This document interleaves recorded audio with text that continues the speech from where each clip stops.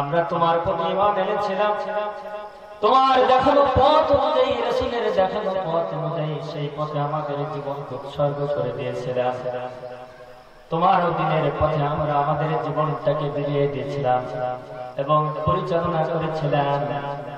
এই কথা তোমরা আমার কাছে এসে বলবে, আমি তোমাদেরকে ছেড়ে দেব, কিন্তু তোমাদের কোনো পরীক্ষা করব না, এটা তো হতে পারে না। যুগে যুগে যত নবী রাসূল এসেছে তাদেরকেও তো আমি পরীক্ষা করেছিলাম।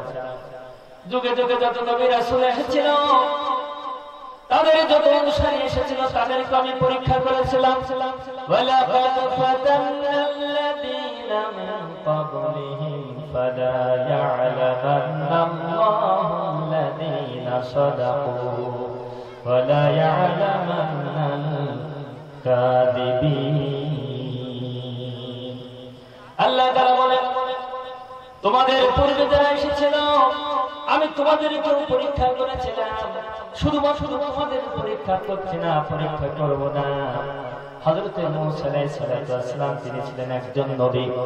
নবী হিসেবে যখন কালেমার দাওয়াত দিয়েছিল, আমি আল্লাহ পাক রব্বুল আলামিন মূসা আলাইহিস সালামকে সাগরের মাঝে পরীক্ষা করেছিলাম। আর ফিরআউন তার বিরুদ্ধে ফাঁদ করেছিল। হযরত ইব্রাহিম আলাইহিস সালাম যখন কালেমার দাওয়াত দিয়েছিল, নমরুদ ফাঁদ ধরেছিল। শুধু তাই নয়, তার আপন পিতা, এই পিতা নমরুদ আদর্শ সবাই মিলে তাকে আগুনের কুণ্ডলের ভিতরে ফেলানো হয়েছিল। আমি ইব্রাহিম আলাইহিস সালামকে আগুনের মাধ্যমে আমি পরীক্ষা করেছিলাম। হযরত মুহাম্মদ রাসূলুল্লাহ সাল্লাল্লাহু আলাইহি ওয়াসাল্লাম যখন কালেমার দাওয়াত দিয়েছে, আল্লাহর নবী ভূমিষ্ঠ হয়েছে। তাকে দেখার জন্য রাস্তা দিয়ে ভিড় জমিয়ে গেছে। বাচ্চারা বিশ্ব নবীকে দেখতে পাচ্ছে না, এই কারণে আল্লাহর নবীকে দেখার জন্য তারা গাছের উপরে উঠেছে, ছাদের উপরে উঠেছে। এমনকি যখন হিজরত করেছে তখন বিশ্ব নবীকে দেখার জন্য গাছের উপরে এবং ছাদের উপরে উঠে আল্লাহর নবীকে এক নজরে দেখার জন্য ধীর আগ্রহে তারা চেষ্টা করেছিল। এই নবী হাঁটি হাঁটি পা পা করে যখন তিনি 40 বছর পর্যন্ত যখন সময়টা অতিবাহিত করেছে, প্রত্যেকটা মানুষ তাকে ভালোবাসত, গায়ে মাথায় হাত দিত। যখন বিশ্ব নবী সাল্লাল্লাহু আলাইহি সাল্লাম কালেমার দাওয়াত দেওয়ার জন্য সাফা পাহাড়ের উপরে উঠল, ওঠার পরে যখন কালেমার দাওয়াত দিল, সর্বপ্রথমে বিশ্ব নবীর আপন চাচা আল্লাহর নবীকে বিরোধিতা করার জন্য, দুনিয়া থেকে সরিয়ে দেওয়ার জন্য, পাথর মেরে বিচ্ছিন্ন করে দেওয়ার জন্য প্রথমে তিনি বিরোধীবাদ সাধলো, বিরোধিতার জন্য তখন তিনি শুরু করলো। শুধু তাই নাই, তার চাচারাও কিন্তু আবু জেহেল সহ অসংখ্য মানুষ বিশ্ব নবীকে বিরোধিতা করতে শুরু করলো। আবার আল্লাহর নবীর চাইতে ভালো মানুষকে আসমানের নিচে জমিনের উপরে এসেছিল, আসবে আসে নাই? আর তোমাদের লক্ষ্য একটু ডাক, আলহামদুলিল্লাহ সাউন্ড সিস্টেম অনেক ভালো, তারপরে একটু সাউন্ডটা বাড়িয়ে। তাহলে বিশ্ব নবী সাল্লাল্লাহু আলাইহি সাল্লাম যখন কালেমার দাওয়াত দিয়েছেন, আপন চাচা আবু তালিব তার বাড়ির থেকে সর্বপ্রথম বিরোধিতা শুরু হয়ে গেল। যদি তায়েফ থেকে, যদি আপনার জিদ্দা থেকে, যদি আপনার সৌদি আরবের রাজধানী, সেখান থেকে যদি বিরোধিতা শুরু হতো বলা যেত, কিন্তু সেখান থেকে বিরোধিতা শুরু হয়নি, শুরু হয়েছে তার বাড়ির। আমার ভাইরা, আজকের সমাজের এক শ্রেণীর মানুষ বলে, তুমি চেনো যে বাড়িতেই এই, কিন্তু না, যখন মানুষ সততার সাথে চলবে, সব কর্মের সাথে নিহিত থাকবে, বাড়ির আপনজন হলো এক শ্রেণীর মানুষ তার বাদ ছাড়বে। কথা বলেন ঠিক ঠিক? সম্মানিত ভাইরা আমার, বিশ্ব নবীকে আল্লাহ পাক রব্বুল আলামিন পরীক্ষা করলেন। তাকে শিহাবে আবু তালেবের ভেতরে প্রায় 3টা বছর তাকে রেখে দিল। আজকে আমরা সাতক্ষীরার জেলখানে মরহুম কাজী শামসুর রহমান সাহেব এই জেলখানা তৈরি করে দিয়েছে। যখন ক্লাস 8-9 পড়ি, তখন ঘুরতে ঘুরতে একদিন তালতলার পাশে চলে গেলাম। যাওয়ার পরে ওই জেলখানায় যদি তখন নতুন গাছ ওর ভিতরে ঘুরে আসলো, ওর কোনো হদিসই পেলাম, ওর কোনো হদিসই পেলাম না। সম্মানিত ভাইরা আমার, মরহুম কাজী সাহেব যখন সংসদে কথা বলেছে, আমি আমার নিজ কানে শুনেছি তিনটা জিনিসের কথা তিনি বেশি বলছেন। একটা হলো ভোমরা বন্দর এই রাস্তাটার কথা বলতেন, আর একটা হলো বৈকারি রাস্তাটার কথা বলতেন, আর একটা আখলা খোলা চারটার কথা বলতেন, আর একটা কথা বলতেন সেটা হলো সাতক্ষীরার জেলখানা। সম্মানিত ভাইরা আমার, আমার মনে হতো কাজী শামসুর রহমান সাহেব কেন এই জেলখানার কথা বারবার বলে? ওরা জেল খাটতে তো চোর ডাকাতরা, তাদের কেন এত ভালো ভালো জেলখানার দরকার? কিন্তু একটা সময়ের ব্যবধানে সে যখন আরো জ্ঞান বৃদ্ধি পেল, তখন দেখলাম জেলখানা শুধু চোর ডাকাতের জন্য নয়, জেলখানা হলো মুহাম্মদ রাসূলুল্লাহর জন্য। কথা বলে ঠিক কিনা? সম্মানিত ভাইরা আমার, জেলখানা হযরত ইউসুফ আলাইহিস সালামের জন্য, জেলখানা হলো হযরত ইব্রাহিম আলাইহিস সালামের জন্য। আল্লাহর নবী বলেন, আল উলামা ওয়ারাসাতুল আম্বিয়া, বিশ্বনবী বললেন আমার বিধানের পরে যখন কোন নবী এবং রাসূল আসবেন না, সাহাবায়ে কেরামরা আমার ওয়ারিস হবে, আর বিশ্বনবীর ওয়ারিসদের জন্য হলো জেলখানা। কথা বলেন ঠিক কিনা? আমার ভাইরা, আজকের একটি সময়ের ব্যবধানে এসে দেখলাম আসলে জেলখানায় কত প্রয়োজন ছিল। অন্যান্য জেলখানা সাতক্ষীরার আগের জেলখানার বর্ণনা শুনেছি এবং বিভিন্ন জেলার জেলখানার বর্ণনা শুনেছি, আর সাতক্ষীরার জেলখানায় থেকে দেখেছি আলহামদুলিল্লাহ যথেষ্ট ভালো, যথেষ্ট ভালো। সম্মানিত ভাইরা আমার, কিন্তু ভালো হলো জেলখানা তৈরি করেছিল ব্রিটিশ সরকার। যখন এই উঁচা পাঁচিল দিয়ে জেলখানা তৈরি করলো, করার পরে সর্বপ্রথম কিন্তু মানুষদের দেয়নি, চোর ডাকাতদের দেয়নি, কুকুর ঢুকাই দিল। দেওয়ার ভিতরে মাছ গোশ বিভিন্ন খাদ্য খাবার দিয়েছিল, দেখি কুকুর খায় কিনা। কিন্তু কুকুর এই জেলখানায় যে মাছ গোশ কিছুই খায় না, পাশে কি করার জন্য? বাহির হওয়ার জন্য। এই জন্য যত ভালো জায়গা হোক না কেন, জেলখানার ভিতরে কেউ থাকতে চায়। সম্মানিত ভাইরা আমার, আমি ওদিকে যেতে চাই না। তাহলে যুগে যুগে যত নবী রাসূল এসেছে তাদেরকে পরীক্ষা করা হয়েছে, জেলখানার মতো নিকৃষ্ট কাজ তাদেরকে ভোগ করতে হয়েছে। হযরত ইদ্রিস আলাইহিস সালাম, হযরত ইদ্রিস আলাইহিস সালাম তাকে আল্লাহ রাব্বুল আলামিন পরীক্ষা করেছেন হযরত আজরাইল আলাইহিস সালামকে দিয়ে। হযরত ইউসুফ আলাইহিস সালাম তাকে পরীক্ষা করা হয়েছে। হযরত ইউসুফ আলাইহিস সালাম ছিলেন হযরত ইয়াকুব আলাইহিস সালামের ছেলে। হযরত ইয়াকুব আলাইহিস সালাম হযরত ইউসুফ আলাইহিস সালামকে অত্যন্ত ভালোবাসতেন, কিন্তু তার বেহাতা ভাইরা, তার অন্যান্য ছেলেরা হযরত ইউসুফকে ভালোবাসার কারণে আব্বার প্রতি বড় ক্ষোভ ছিল। বড় ক্ষোভ ছিল, কেন আমরা তো তার সন্তান, আমাদেরকে কেন এত যত্ন করে না? ইউসুফ আলাইহিস সালামকে কেন এত যত্ন করে? ইতিমধ্যে হযরত ইউসুফ আলাইহিস সালাম আব্বাকে বলল, আব্বা রাআইতু আহাদা আশারা কাওকাবা, ও আব্বা গো, আমি রাতে স্বপ্ন দেখেছি 11টা তারকা আমার সামনে সিজদা করছে। চিৎকার দিয়ে বলেন সুবহানাল্লাহ। হযরত ইয়াকুব আলাইহিস সালাম আর বুঝতে কষ্ট রইল না, ইউসুফ আলাইহিস সালাম তিনি একজন নবী। সুবহানাল্লাহ। সম্মানিত ভাইরা আমার, যখন ইউসুফ আলাইহিস সালাম এই কথা বললেন, বলার পরে হযরত ইয়াকুব আলাইহিস সালাম বললেন, ইউসুফ তাহলে তুমি যদি এই কথা কারোর সঙ্গে বলো না, কারোর সঙ্গে বলো না। কারণ কি? নিষিদ্ধ জিনিসের প্রতি মানুষের আকার সন্দেহ, তাই না? যে জিনিস আল্লাহ দেখে, আপনার যে জিনিসটা সুদ, ঘুষ, জেনা, ব্যভিচার, অন্যায়, খুন, খারাপি, হাইজাকাই, মারিং, কাটিং, এত এই সমাজে নেই, আছে না? আছে নাকি? কথা বলেন, কথা বলেন। আছে। তাহলে আল্লাহ তো নিষিদ্ধ করতে করে কেন? আকর্ষণ, আকর্ষণ আছে। আমার ভাই, হযরত ইউসুফ আলাইহিস সালামকে নিষেধ করলেন, হযরত আদম আলাইহিস সালামকে নিষেধ করলেন, ফল থেকে খেও না। আদম আলাইহিস সালাম কি করেছিল? খেয়েছিল না? তাহলে নিষিদ্ধ জিনিস মানতে পারছিল? পারেন না। ইউসুফ মানতে পারেন না, ভাইদের সাথে বলে, যখন ভাইদের সাথে বলে ফেলালো, তখন চিন্তা তাদের পরিষ্কার হয়ে গেল কেন আব্বা ইউসুফ আলাইহিস সালামকে এত ভালোবাসে। আমার ভাইরা, ইউসুফ আলাইহিস সালামের বিরোধিতা শুরু করলো। ভাইদের বলার কারণে তাহলে ইউসুফ আলাইহিস সালাম বিরুদ্ধে শামিল হলো তার আপন এবং বেমাতা ভাইদের পক্ষ থেকে। তাহলে বিভিন্ন ভাবে পরীক্ষার সম্মুখীন হতে হলো। সম্মানিত ভাইরা আমার, এমনি ভাবে বিশ্বনবী মুহাম্মদ রাসূলুল্লাহ সাল্লাল্লাহু আলাইহি সাল্লামের সাথে যারা হয়েছে সকলকে আল্লাহ তাআলা পরীক্ষা করেছে, বিভিন্ন ভাবে পরীক্ষা করেছে ভাইরা আমার।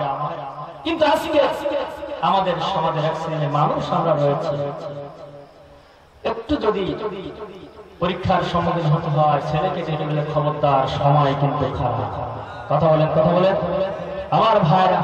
এটা যদি আপনি আমি বলেন তাহলে নিঃসন্দেহে আপনার আমার জাহান্নামে যাওয়ার জন্য ওই কথাই যথেষ্ট। কথা বলেন ঠিক না? কারণ দিন কায়েমের কথা, দিন কায়েম থেকে যদি কেউ পিছিয়ে থাকে নিঃসন্দেহে তার জন্য জাহান্নাম উন্মুক্ত হয়ে যাবে। আমার ভাইরা, আব্দুল্লাহ বিন উবাই তিনি বিশ্বনবী সাল্লাল্লাহু আলাইহি সাল্লামের পিছনে কিছু নামাজ আদায় করতেন, যেখানে মুয়াজ্জিন থাকেন ওখানে যাই নামাজ পড়ে আল্লাহর নবীর পিছনে নামাজ আদায় করতেন। আর আব্দুল্লাহ বিন উবাই চিন্তা করত যে আমি বিশ্বনবীর পিছনে নামাজ আদায়ের মাধ্যমে আল্লাহর নবীর সন্তুষ্ট আমি নেব, আল্লাহর নবীর ভক্ততে পরিণত হব, আল্লাহর নবীর কাছের মানুষ হব, শরীফ ব্যক্তি হব। এই কারণে তিনি বিশ্বনবী সাল্লাল্লাহু আলাইহি সাল্লামের পিছনে নামাজ আদায় করতেন। কিন্তু আল্লাহর নবী সাল্লাল্লাহু আলাইহি সাল্লাম যখন বনু মুস্তালিকের যুদ্ধের জন্য ডাক দিল, ওখান থেকে ফিরে আসার পরে অনেক ঘটনা বলতে চাই না, কোন একটা কর্মকাণ্ডের কারণে আব্দুল্লাহ বিন উবাই তিনি যে মুনাফিক আল্লাহ পাক রব্বুল আলামিন সেটা স্পষ্ট করে দিয়ে দিলেন। আব্দুল্লাহ বিন উবাই তিনি যে মুনাফিক সেটা স্পষ্ট করে দিলেন। কিভাবে? কেন আব্দুল্লাহ বিন উবাই তার নামাজের ঘাটতি ছিল? কথা বলে, কথা বলে আব্দুল্লাহ বিন উবাই কি নামাজের ঘাটতি ছিল? রোজার ঘাটতি ছিল? দাড়ি, টুপি, পাঞ্জাবি, পায়জামা, তাসবিহ, তাহলিল, হজ, যাকাত সবটার কোনো ঘাটতি তার ছিল না। আমার ভাইরা, প্রশ্ন তাহলে নামাজ আছে, রোজা আছে, হজ আছে, যাকাত আছে, তাসবিহ তাহলিল আছে, তাহাজ্জুদ নামাজ আছে, পাঞ্জাবি আছে, পায়জামা আছে, টুপি আছে, হজ করেছে, যাকাত দেয়, সদকা করে, তারপরে তিনি মুনাফিক কেন হলেন? কথা বলেন, কথা বলেন। নিঃসন্দেহে একটা কুয়ের ভিতরে রয়েছে। সম্মানিত ভাইরা আমার, আমরা বলে থাকি ও লোক যে নামাজ পড়ে তাহলে ও কেন খাঁটি মুসলমান হবে না? আমার ভাইরা, এই কথার প্রমাণ আব্দুল্লাহ বিন উবাইয়ের জীবন থেকে স্পষ্ট হয়ে যাবে। সম্মানিত ভাইরা আমার, আব্দুল্লাহ বিন উবাইয়ের জীবনে কোনো ঘাটতি ছিল না ইসলামে তাহজিব, তাওয়াক্কুল এবং আকীদার ক্ষেত্রে। নামাজ রোজার ক্ষেত্রে কোনো ঘাটতি ছিল না, নামাজ রোজার ক্ষেত্রে কোনো ঘাটতি ছিল না, হজ যাকাতের ক্ষেত্রে কোনো ঘাটতি ছিল না, আল্লাহ এবং রাসূলের প্রতি কান্নাকাটি এবং চোখের পানির অভাব ছিল না। একটি মাত্র অভাব ছিল, যে অভাবের কারণে আব্দুল্লাহ বিন উবাই মুনাফিক হয়ে গেলেন। অবস্থা হলো বিশ্বনবী সাল্লাল্লাহু আলাইহি সাল্লাম যখন দিন কায়েমের কথা বলতেন তখন আব্দুল্লাহ বিন উবাই মুখটা কালো হয়ে যেত। এই কারণে আব্দুল্লাহ বিন উবাই মুনাফিকের সর্দার হয়ে গেল। কথা বলেন ঠিক কিনা? আমার ভাইরা, আজকের সমাজে দেখবেন এক শ্রেণীর মানুষ আছে যেই দিন কায়েমের কথা বলবেন, নামাজের কথা বলেন কোনো সমস্যা নেই, রোজার কথা বলেন সমস্যা নেই, যাকাতের কথা বললে পরে একটু সমস্যা সমস্যা, কারণ অর্থের ঘাটতি। আমার ভাইরা, যাকাতের অর্থ যাদের ভিতরে রয়েছে, যারা যাকাত দিবেন না তাদের সম্পদ অপবিত্র হবে, তাদের শরীর অপবিত্র হবে। আজকের যাই যে ধান হয়েছে 10, 20, 30, 50, 100 বস্তা করে হয়েছে, আল্লাহ রাব্বুল আলামিন ওসব খরচ করে দিয়েছেন।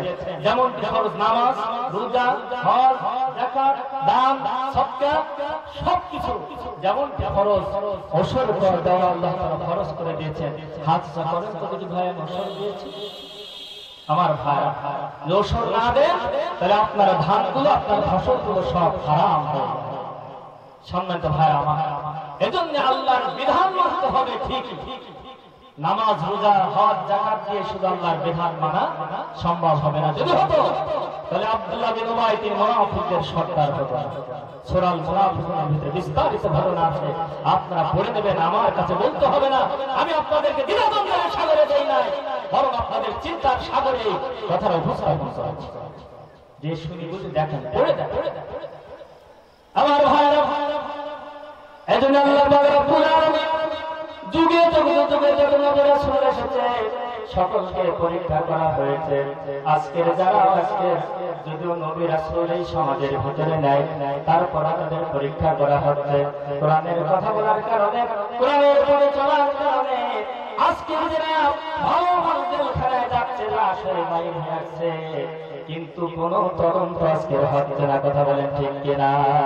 আমার ভাইরা, আজকের বিশ্ব নন্দিত মুফাসসির কোরআন, তিনি লাশ বেরিয়ে আসলো, কোনো তদন্ত হলো না।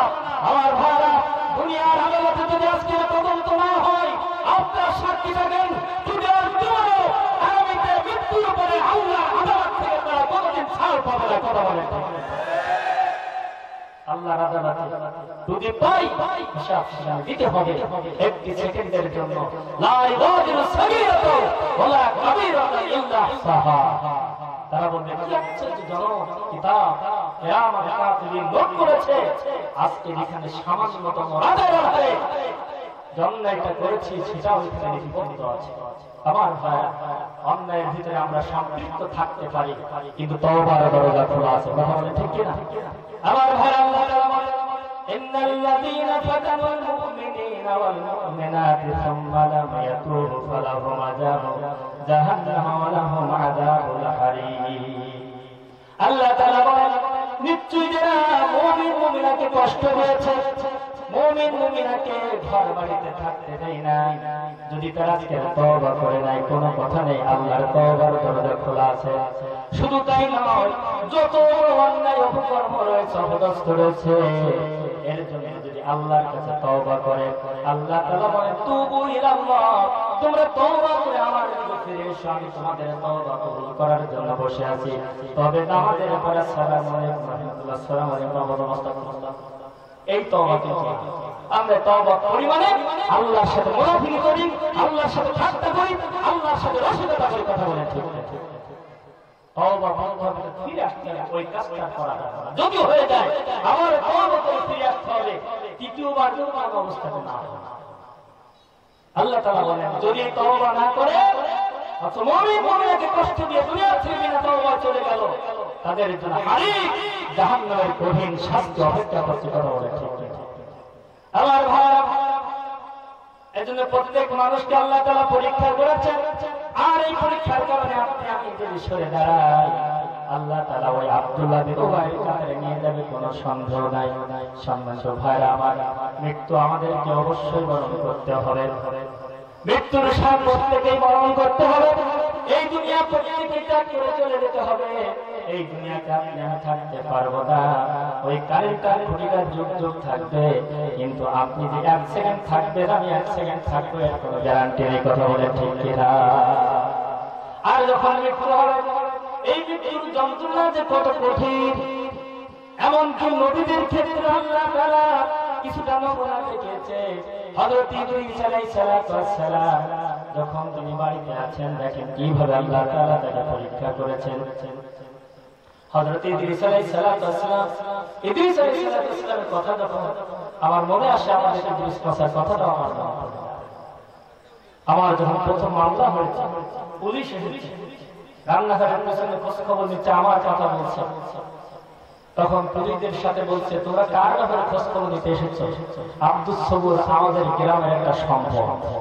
আল্লাহ গোলাম মাফ করুন, আমি আমার কৃতিত্ব বলতে চাচ্ছি না, কিন্তু পুলিশদের সাথে এই কথাটা বলেছে, আপনারা যে দোষে দোষী বলেন, সেই দোষের সাথে সামান্যতম সে সম্পৃক্ত, এই কথাটা বলেছে। মরহুম আব্দুল গফফার চাচা, তিনিও আমাদের কিছু মেহমান এসেছিল মসজিদে, বলে তোমরা এত কিছু বলতেছ, সাহেবের জন্য তো দোয়া করলি না, কেন ইসলামের দাওয়াত তোমরা দিচ্ছ? আল্লাহ তাআলা এই সমস্ত ব্যক্তিদের এই কথাগুলো আল্লাহ তাআলা যেন তাদের নাজাতের জন্য কবুল করেন। আল্লাহুম্মা সম্মানিত ভাইরা আমার, হযরত ইদ্রিস আলাইহিস সালাম বাড়িতে অপেক্ষা করছেন, আজরাইল আলাইহিস সালাম চলে আসলো। আচ্ছা বলেন, আজরাইল যদি আসে আপনার রেখে যাবে? যাবে, কিন্তু তিনি মানুষের সওয়াব করে চলে আসলেন। আজরাইল আলাইহিস সালাম যখন চলে আসলো, আসার পর ইদ্রিস আলাইহিস সালাম তখন তার পরিচয় জানতে চাইল, কিন্তু পরিচয় বললেন না। পরিচয় যখন বললেন না, ইদ্রিস আলাইহিস সালামের দায়িত্ব হলো মেহমান এসেছে, মেহমানের আপ্যায়ন করা। মেহমানের আপ্যায়ন করার দায়িত্ব ছিল, এই জন্য ফল দিয়েছেন, বিভিন্ন রকমের ফল দিয়েছেন। ইতিমধ্যে আমাদের মেম্বার সাহেব স্টেজ চলে এসেছে, আরো আগে সম্বোধন করতে হতো। আগে যখন আলোচনা শুরু করেছি একা একা ছিলাম, আমার খারাপ লাগছে, যদি দুই পাশে লোক না থাকে খারাপ লাগে। এই জন্য আব্দুল হাই তিনি একটা স্কুলের প্রিন্সিপাল মানুষ, অসংখ্য ছাত্র তোমার এলাকায় রয়েছে, সম্মানিত ভাইরা আমার, হযরত ইদ্রিস আলাইহিস সালাম, হযরত ইদ্রিস আলাইহিস সালামের বাড়িতে যখন মেহমান চলে আসলো, ওদের